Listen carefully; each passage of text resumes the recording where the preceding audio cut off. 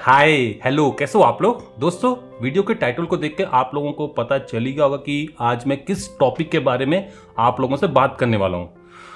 ये जो इंसिडेंट मैं आप लोगों से डिस्कस कर रहा हूँ, ये किसी की कहानी नहीं है, ये मेरे साथ घटा है। oh, no! तो सबसे पहले मैं आप लोगों को इंसिडेंट क्या हुआ है इसको समझा देता हूँ।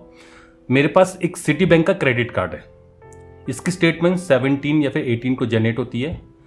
तो पिछले महीने भी 18 को जब मैंने इसकी स्टेटमेंट पढ़ी, मैसेज आया था। और मैसेज भी कहाँ मिला था मुझे? क्रेड पर।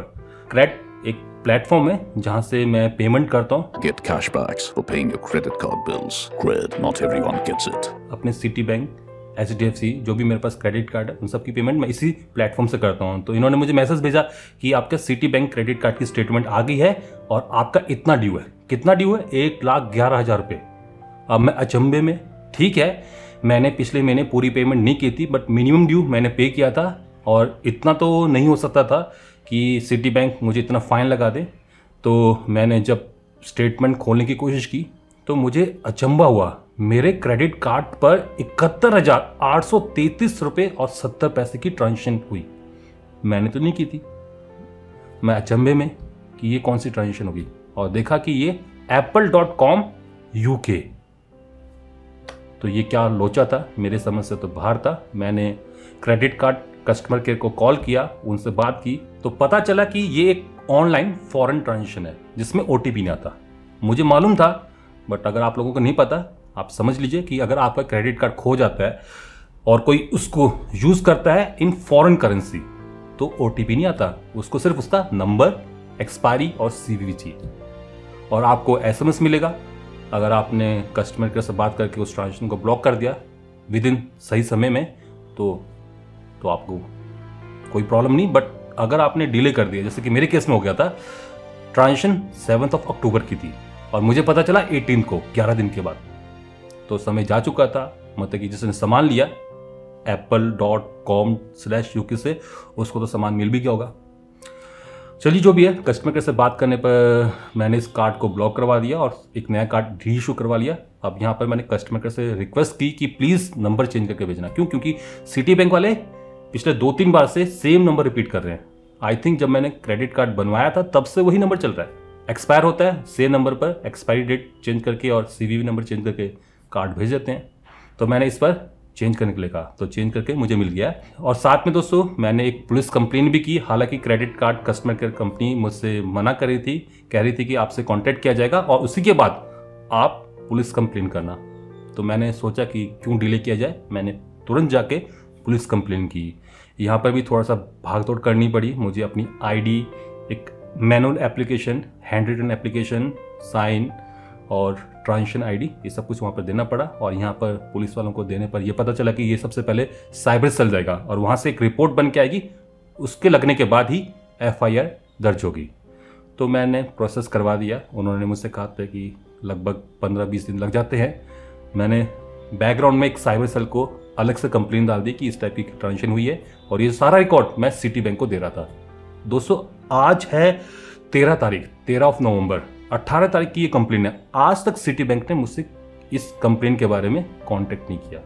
मैं ही इनकी वेबसाइट में जाकर बार बार डॉक्यूमेंट्स को अपलोड कर रहा हूँ। कुछ भी आता है पुलिस की तरफ से या फिर साइबर सेल की तरफ से, मैं अपलोड कर देता हूँ। इन्होंने मुझसे आज तक कांटेक्ट नहीं किया। बाकी मुझे ये पैसा मिलेगा कि नहीं मिलेगा, इसके बारे में मुझे नहीं मालूम। आश्वासन मिल रहा है कि मिल जाएंगे, बट कंफर्म नहीं है।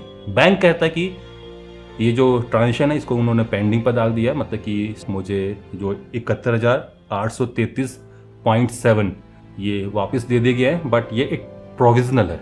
फाइनल डिसीजन आने पर, जब उनकी इन्वेस्टिगेशन कंप्लीट होगी, उसके बाद ही डिसाइड होगा कि मुझे ये पे करना है कि नहीं करना है। अगर पे करना है तो कैसे पे करना है, कितना इंटरेस्ट देना है या फिर नहीं देना है, या फिर EMI में ये लोग तोड़ेंगे, जो भी करेंगे। और अगर नहीं करना है तो किसने इसको यूज़ किया। हालांकि आई डाउट कि इसके बारे में पता चल पाएगा। क्यों? क्योंकि बंदा कहीं का भी हो सकता है। मे बी हैकर हो सकता है जिसने मेरे लैपटॉप को, मोबाइल फ़ोन को हैक कर लिया और उससे क्रेडिट कार्ड की डिटेल निकाल लियो। क्यों कह रहा हूँ दोस्तों ऐसा? क्योंकि मुझे दोस्तों ये ट्रांजेक्शन एग्जैक्टली में 7 तारीख की दिख रही है, 7 अक्टूबर 2020 की, बट ये हुई थी 5/10 मतलब कि 5 अक्टूबर 2020 को एट शाम के 9:03 पर SMS उस समय आया था और 2 दिन के बाद ये स्टेटमेंट में आया है। ठीक है, ये होता है ऐसे है। तो ये पेंडिंग पर डालते हैं 12-24 घंटे, उसके बाद ही ये पैसा रिलीज करते हैं मर्चेंट को।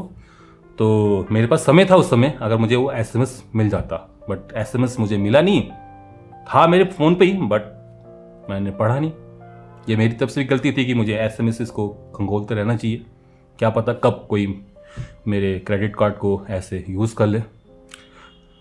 तो यहाँ पर इससे कुछ दिन पहले की बात मैं आपको बता रहा हूँ, अराउंड 1 अक्टूबर। दोस्तों, आप लोग जैसे कि सभी जानते हो, मैं टीचिंग करता हूँ और आजकल सारी टीचिंग ऑनलाइन हो रही है। और हमारा जो इंस्टीट्यूट है उन्होंने हमें कुछ जी सूट की IDs दी है। हम ऑनलाइन उसी ID के थ्रू गूगल मीट से पढ़ाते हैं। और अभी शायद 1 अक्टूबर को हमें ये नोटिस मिला था कि जो स्टूडेंट की अटेंडेंस है उसको भी हमें अपडेट करना है। तो इन दैट केस, जैसे कि आप सभी लोगों को मालूम है, गूगल सूट में, गूगल मीट में कहीं पर भी अटेंडेंस लेने का ऑप्शन नहीं है। ठीक है, तो हम लोग एक थर्ड पार्टी प्लगइन को डालते हैं जिससे हमें पता चल जाता है कि हमारी मीटिंग में कौन कौन आया है, स्पेशली जब हम लोग PPT या प्रेजेंटेशन ले रहे होते हैं। तो बैकग्राउंड तो देखेगा नहीं कौन आ रहा है कौन नहीं जा रहा है, तो एक प्लगइन हम लोग डाल लेते हैं।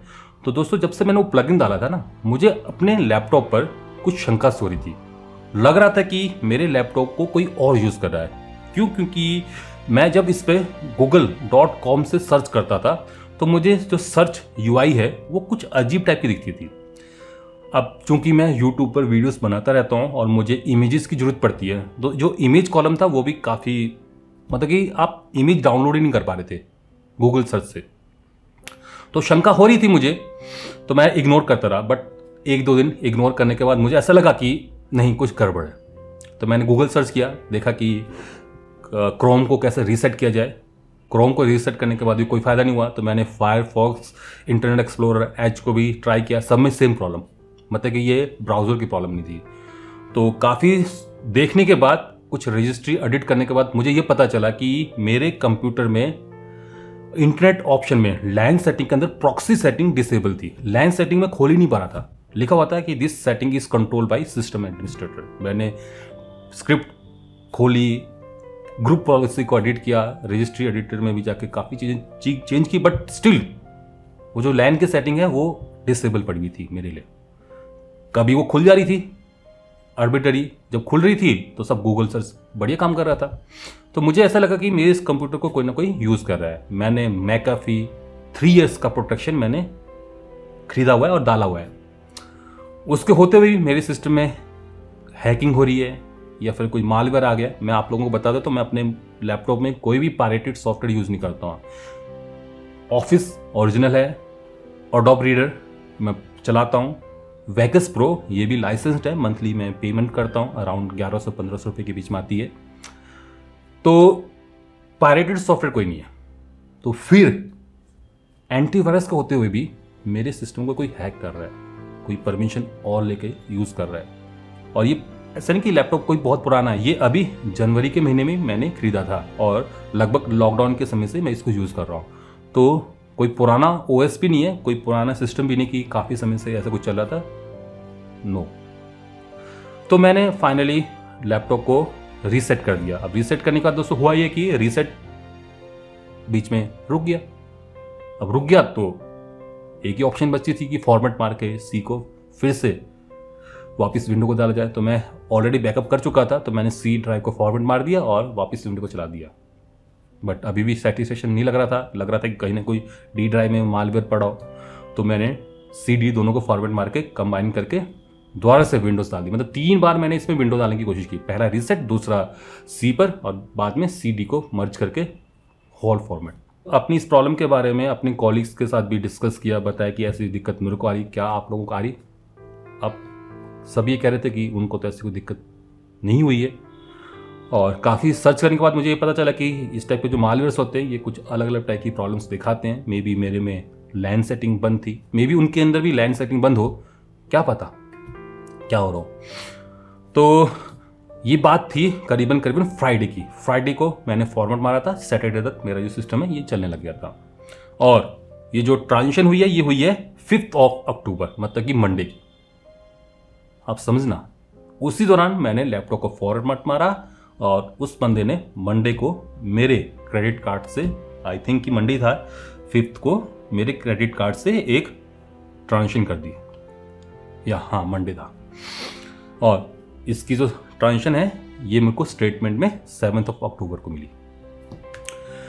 तो कहानी दोस्तों यही है कि क्या पता आज भी इस समय आपके लैपटॉप पर, आपके मोबाइल फोन पर कोई मालवेयर डला हुआ और बैकग्राउंड में आपका सारा डाटा कॉपी कर रहा है। आप क्या टाइप करो, क्रेडिट कार्ड या फिर बैंकिंग डिटेल या फिर जो कोई आपने पर्सनल डाटा सेव कर रखा है या फिर ऑटो फिल में डाल रखा है, वो सब कुछ वो कॉपी कर रहा हो। बस इंतजार कर रहा हो कि कब आप कोई गलती करते हो तुरंत सफा चढ़। तो यहां पर ऐसे ही कुछ मेरे साथ हुआ है। मैं क्रोम पर अपने सारे पासवर्ड, अपनी बैंक की डिटेल, अपनी क्रेडिट कार्ड, हालांकि सभी नहीं, एक येस बैंक और दूसरा ये सिटी बैंक, क्योंकि काफ़ी पुरानी क्रेडिट कार्ड है मेरे पास, हालांकि इनके नंबर भी मुझे याद हो चुके हैं, बट फिर भी मैंने इनको सेव कर रखा है। तो ये जो डिटेल है, येस बैंक तो कोई ऑफर देता नहीं ज़्यादा, तो जनरली सिटी बैंक ही यूज़ होता है, उसी का CVV नंबर मैं डालता रहता हूँ साइट्स पर। तो ये लोग इसी फराक में रहते हैं कि कब आपने कोई गलती की और ये आपका चूना लगा दे। कहने की बात दोस्तों यही है, चाहे कितना भी यहाँ पर माइक्रोसॉफ्ट, एप्पल या फिर गूगल दावा कर लें कि उनका सिस्टम सिक्योर है, हैक प्रूफ है, नहीं, कहीं ना कहीं कुछ ना कुछ लीक है, गड़बड़ होती है, जिसका ये फ्रॉडस्टर, हैकर फायदा उठाते हैं और आपके सिस्टम में घुस जाते हैं और उसके बाद देर जनादन डाटा इधर उधर सब ये लोग ले जाते हैं। काम का डाटा ये लोग यूज़ करते हैं, बेचते हैं या फिर खुद अपने फायदे के लिए इस्तेमाल करते हैं, और जो काम का नहीं है सेव कर लेते हैं डाटा। आपको लगता है कि आपके सिस्टम में ऐसा कुछ नहीं है, बट इनके काफ़ी काम का है। आप क्या सोचते हो, किसको इस बार जिताने वाले हो, किस तरफ को सोच रहे हो, किससे क्या बात करते हो, क्या मेल में लिखते हो, क्या टाइपिंग पैटर्न है, किस चीज़ में इस समय ट्रेंडिंग पे आप चल रहे हो, इनके लिए काफ़ी इंपॉर्टेंट है। ये खुद यूज़ करते हैं, नहीं तो आगे फॉरवर्ड भेज देते हैं। तो समझना इस चीज़ को, चाहे कोई कितना भी दावा कर ले, कोई भी हैक प्रूफ, लीक प्रूफ नहीं है। तो मैंने तो दोस्तों यहाँ पर सबक ले लिया है कि आगे से कोई भी डाटा इन साइट्स पर, इन सिस्टम पर नहीं रखना है। अगर रखना भी है तो फिर उस सिस्टम को ऑनलाइन नहीं करना, नहीं तो गया। तो अल्टीमेटली अभी तक की सिनेरियो यही है कि FIR हो चुकी है। 11 नवंबर को FIR रजिस्टर हुई है, साइबर सेल से रिपोर्ट आ गई थी। 8 नवंबर को मुझे कॉल भी आया था कि आपका जो कंप्लेन है उसको वो लोग फॉरवर्ड कर रहे हैं टू द सेक्टर, जो भी मेरे अगल बगल में थाना है। देखते हैं कि क्या होता है। मुझे तो दोस्तों यहाँ पर कोई ज़्यादा बड़ी उम्मीद नहीं है, तो आप लोगों से मैं इसलिए कहूँगा और बार बार कहूँगा कि अपनी सुरक्षा आपके हाथ में है, औरों के हाथ में नहीं है। आप चाहे कितनी भी ऑनलाइन शॉपिंग करें, कितना भी कुछ करें, बस कुछ चीज़ों को ध्यान में रखें। क्रेडिट कार्ड की जो इंटरनेशनल ट्रांजेक्शन है उसको ब्लॉक करें, जब यूज़ करना है तभी उसको ओपन करें और यूज़ करने के बाद फिर से ब्लॉक कर दें। क्योंकि ऑनलाइन ट्रांजेक्शन अगर कोई करता है इन फॉरेन करेंसी तो आपको कोई OTP नहीं आता, और ऐसे केस में उस फ्रॉडस्टर को, उस हैकर को पकड़ना काफ़ी मुश्किल हो जाता है। क्योंकि जो ट्रांजेक्शन होगी वो फॉरेन करेंसी में होगी, किसी और देश से होगी, तो वहाँ पर पुलिस को कम्युनिकेट करने में, आपस में एक्सचेंज करने में प्रॉब्लम होती है, चीज़ें स्मूथली नहीं होती हैं। ठीक है। और सबसे बड़ी बात, अपने credit card, debit card, account, अपनी पर्सनल डिटेल, घर का पता, अलाना फलाना, इसको कहीं पर भी सेव ना करें, ऑनलाइन कहीं पर भी सेव ना करें। चाहे वो दोस्तों क्रोम, एज, फायरफॉक्स या फिर कोई वॉलेट या फिर कोई गवर्नमेंट की अपनी साइट क्यों ना हो, मत सेव करें। क्या पता कब वो साइट लीक होती है, हैक होती है, तो आपका सारा डाटा चला जाएगा। और इन दैट केस अगर किसी को आपका कोई पर्सनल कुछ भी पता है तो सब कुछ चला जाएगा। ठीक है। तो बाकी इस केस के ऊपर क्या हो रहा है, क्या आगे चल रहा है, मैं आप लोगों को अपडेट करता रहूँगा। तो फिलहाल आज के लिए बस इतना ही। आशा करता हूँ कि आप लोग कुछ ना कुछ यहाँ से सीखे होंगे, समझे होंगे। अगर कुछ सीखो समझो तो अपने दोस्तों के साथ, अपने भाई बंधुओं के साथ इस वीडियो को शेयर कर देना, ताकि वो लोग इस फ्रॉड से बच पाए। और अगर आपके साथ कभी ऐसा कुछ हुआ है तो अपना कोई वो जो इंसिडेंट है सबके साथ नीचे शेयर कर सकते हो, ताकि लोग यहाँ से कुछ ले पाए, समझ पाए कि क्या हो सकता है। बाकी ई सिम वाला फ्रॉड आजकल काफ़ी चर्चाओं में चल रहा है, तो कभी भी अगर आपको कोई फ़ोन करता है कि आप अपने सिम के पीछे का जो नंबर है, सीक्रेट नंबर है, उसको दे दें, उसके बाद अपने मोबाइल फ़ोन में 1 2 3 प्रेस करके, तो कभी मत करें, चाहे वो कुछ भी करता रहे, मत करें। कोई भी आपसे अगर आपकी personal detail, password, banking detail, credit card का नंबर या फिर उसका सिक्योरिटी नंबर ये पूछे, बंद, काट दो। कोई कहे कि आपकी इतनी की लॉटरी लगी, मत, कोई लॉटरी नहीं लगने वाली दोस्तों। यहाँ पर 100% ये सारी कॉल फेक होती है। और कहीं अगर आप उनके झांसे में आ जाते ना कि ये लॉटरी लगी है, आप अपने मोबाइल फ़ोन पे ये डाटा या फिर ये ऐप इंस्टॉल कर लो, गए, लूट जाओगे पूरा का पूरा।